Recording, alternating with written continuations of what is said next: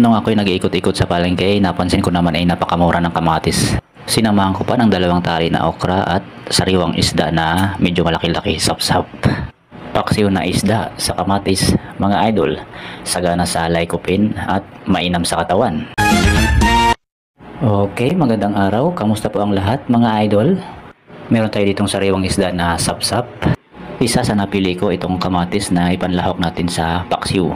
Bukod nga sa nataon na mura, ay may taglay din naman siya na asim kahit na hinog.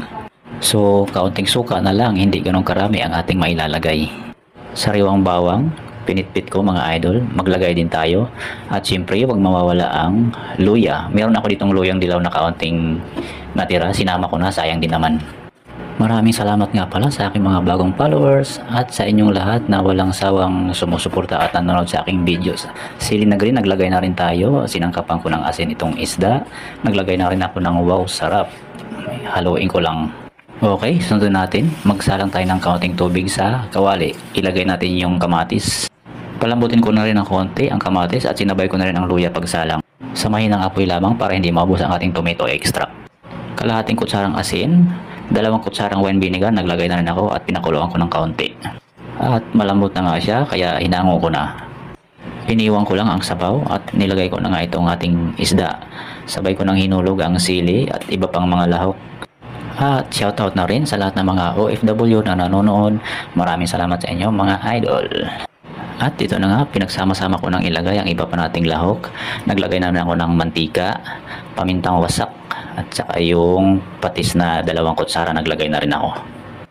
So mga idol, sinadya kong hindi hiwain sa malilit itong atang kamatis para hindi kaagad siya madudurog at hindi masyadong magkukulay ang ating sabaw sa paksiw. Mas gusto ko rin kainin yung medyo buo-buo pa at malambot. So nag-add na rin ako ng sukang puti dahil hindi sapat sa akin yung asim ng kamatis. Kung meron lang sanang medyo green-green na kamatis, mas okay mga idol. Okay, set ko muna samahin ng apoy at lulutuin ko siya ng dahan-dahan ng mga 10 minuto para mas manunod pa ang lasa ng asim sa ating kamatis. At kung umabot ka hanggang dito sa part na to sa panonood ng aking video, maraming salamat sa iyo, idol. At salamat na rin sa lahat ng mag-share, napakalaking tulong na po. Eto na mga idol, ang ating paksiw na isda sa kamatis. Sarap. Maraming salamat po sa inyong walang sawang panonood at pagsuporta. Hanggang sa muli, happy cooking!